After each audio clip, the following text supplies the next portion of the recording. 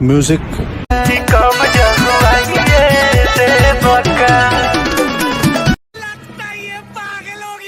बड़ा ना होश में मतलब तू जोश में। अच्छा बात नहीं है।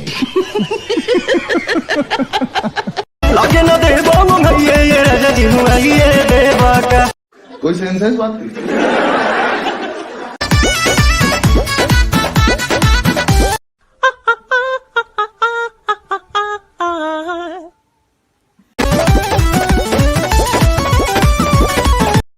कैसी अपमानजनक बातें कर रहा लड़का ये।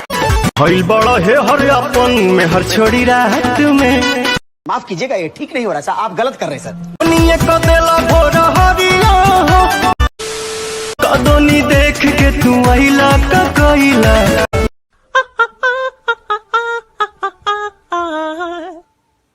मीठा मीठा बातें कमरिया हो।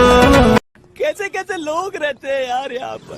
कदोनी देख के तू आइला का कोइला।